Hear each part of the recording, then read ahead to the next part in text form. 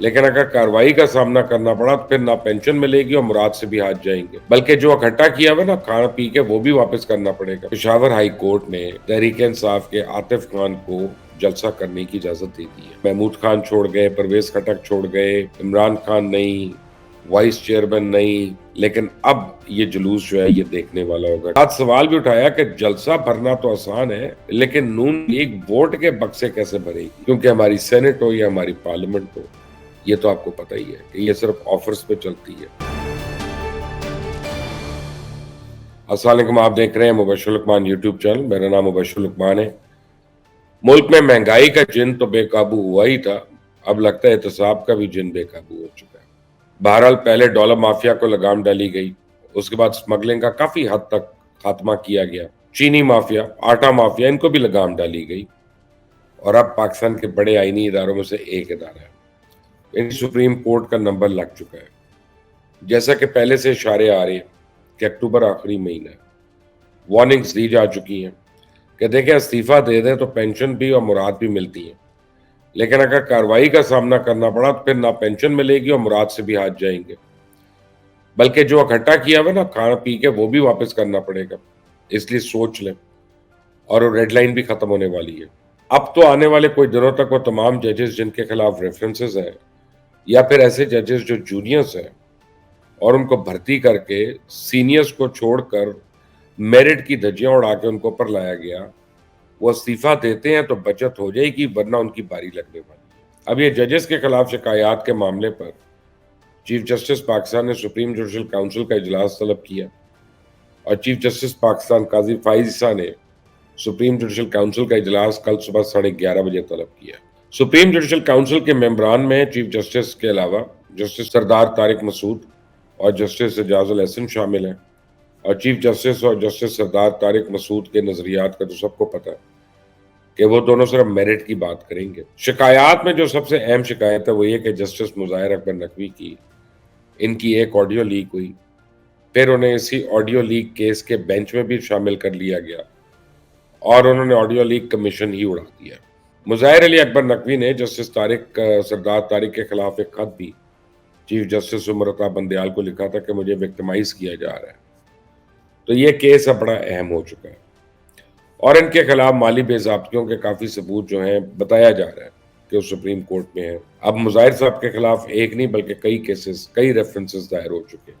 تو آنے والے دنوں میں بڑے اہم فیصلے سپریم جوڈیشل کونسل میں ہونے والے ہیں، اور اس سے ہماری سپریم کورٹ کا آپ کو ڈائریکشن کا پتہ چلے گا۔ بہرحال جہاں کورٹ ہے وہاں نواز شریف ہے، اور آج سنا ہے نواز شریف کی تاج پوشی ہے یا ان کی خوشی کا دن ہے ان کے لیے۔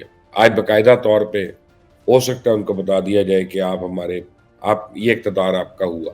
ہائی کورٹ کو سجا دیا گیا ہے، شہر کے بڑے بڑے افسران تقریبات کے انتظامات کو دیکھ رہے ہیں کہ میاں صاحب کو کسی قسم کی پریشانی نہ ہو، ناگوار نہ ہو کوئی بات۔ میاں صاحب پہلے تو مری میں تھے، پھر چانگلہ گلی گئے، آج ان کا قافلہ اسلام آباد کی طرف نکلا ہے۔ ابھی سب سے اہم بات یہ تھی کہ سڑک کنارے دیوار پہ کچھ طلباء تھے، کافی لوگ بھی تھے، لیکن انہوں نے نواز شریف کو ویو تک نہیں کیا، ہاتھ نہیں لایا، ان کو کوئی سروکار نہیں تھا۔ خیر کسی اور کسی کو فرق نہیں پڑ رہا، ہر طرف سکون ہے، شانتی ہے، مقبولیت کا جنازہ ہے، چل رہا ہے۔ یہ بہت چھوٹی چھوٹی چیزیں ہوتی ہیں لیکن ان سے کافی فرق پڑتا ہے۔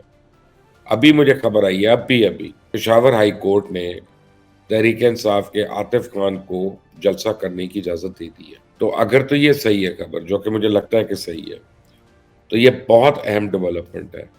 اب تحریک انصاف کا کوئی مین لیڈر نہیں ہوگا وہاں پہ، صرف عاطف خان ہوں گے یا شاہرام ہوں گے، اور آپ یہ دیکھیں کہ محمود خان چھوڑ گئے، پرویز خٹک چھوڑ گئے، عمران خان نہیں، وائس چیئرمین نہیں، صدر نہیں، یعنی کوئی ٹاپ لیڈرشپ نہیں ہے وہاں پہ، لیکن اب یہ جلوس جو ہے یہ دیکھنے والا ہوگا کہ یہ کیسا ہوتا ہے۔ بہرحال آنے والے دنوں میں میاں صاحب نے یہ فیصلہ کر لیا ہے کہ وہ مزاحمت یا احتساب کی بجائے اب صرف مفاہمت کی سیاست کریں گے۔ ٹھیک ہے، وہ شائن بات ہے، لیکن پیپلز پارٹی کے رہنما چھکے مار رہے ہیں، اور جب نون لیگ والوں کی بات آتی ہے نا تو وہ پیپلز پارٹی کی گیندوں پہ ٹک ٹک کر رہے ہیں، کوئی غلط شاٹ نہیں جائے۔ کل رات بھی فیصل کنڈی نے کہا کہ بے نظیر ایک عامر کو للکار کر وطن آئی تھی، لیکن نواز شریف ریاستی پروگرام پر پاکستان آئے ہیں۔ साथ सवाल भी उठाया कि जलसा भरना तो आसान है, लेकिन नून लीग वोट के बक्से कैसे भरेगी, वो तो नहीं उनको पढ़ने वाले। तो इस पे इसहाक डार साहब का जवाब अहम है। वो कहते हैं कि जी नवाज शरीफ इंतकाम की सियासत नहीं करेंगे, वो इक़्तिदार में आ गए तो बयानिया मफाहमत का ही होगा। पीपल्स पार्टी के साथ अच्छा एक वर्किंग रिलेशनशिप रहा है। खुर्शीद शाह या दीगर लोग जो कह रहे हैं कि इनकी बातों का जवाब नहीं दूंगा, मेरी जाती ख्वाहिश है कि तमाम अहम सियासी जमातों को मिलकर हुकूमत बनानी चाहिए, और आने वाले दिनों में जब नवाज शरीफ कानूनी मामलात से फारिग होंगे तो मेरा ख्याल है कि पहली मुलाकात तो मियाँ साहब की और जरदारी साहब की होगी, और नवाज शरीफ साहब की पूरी कोशिश होगी कि मुफाहमत से ही किसी तरह ये हल हो जाए। लेकिन अब मुफाहमत की सियासत तो हर एक करना चाह रहा है, खासतौर पे वो जिसको अपनी हुकूमत नजर आ रही है, लेकिन कुछ और लोग हैं वो इस पे दोबारा मौका ढूंढ रहे हैं। उनके ख्याल में ये बारगेनिंग का टाइम है, क्योंकि जब उनके पास मियाँ साहब आएंगे या जब उनके पास आसिफ जरदारी साहब आएंगे और वो उनसे आप समझें कि यानी डिमांड करेंगे, रिक्वेस्ट करेंगे कि जी आप हमारा साथ दें, तो फिर इन लोगों के मुंह खुलेंगे और फिर ये अपनी मर्जी की बातें करेंगे। और ये इलेक्शन बड़ा अहम है। इस इलेक्शन में कई लोग जो हैं, जो तहरीक इंसाफ छोड़ चुके हैं, उन्होंने ये फैसला किया है कि वो आज़ाद उम्मीदवार के तौर पे लड़ेंगे।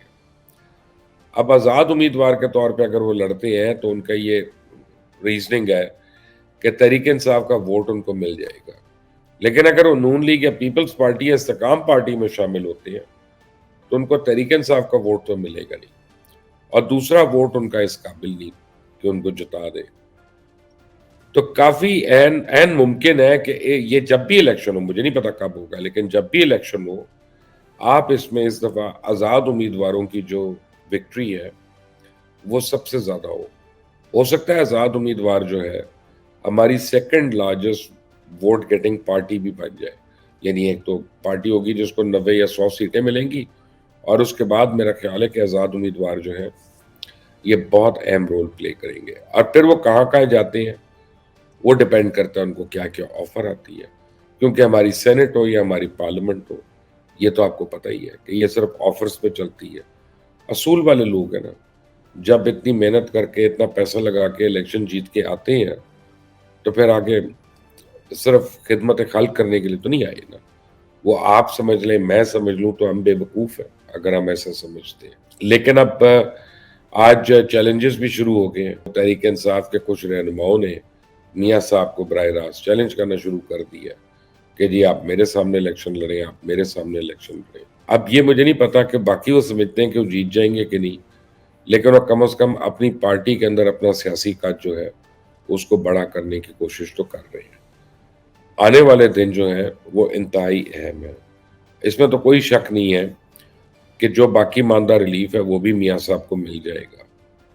लेकिन जब इतनी आसानी से हर चीज हो रही हो, तो मैंने अपनी जिंदगी में देखा कि मेरी जिंदगी में भी फर्ज करें आप कोई काम कर रहे हो और आप प्लान करते हैं कि मैंने ये करना है, और हर चीज उसका हर मरला जब बगैर मसाइल के निकलता है ना, तो फिर मुझे डर लगता है कि मसला आगे बड़ा आने वाला है।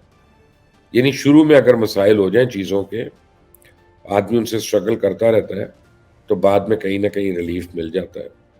लेकिन बहरहाल अल्लाह खैर करे, मियाँ साहब के लिए बड़ी देर के बाद आए हैं, देखते हैं what fate has in store for him. इस चैनल को सब्सक्राइब करिएगा, बेल आइकॉन को प्रेस करिएगा। Until the next time, Allah Hafiz.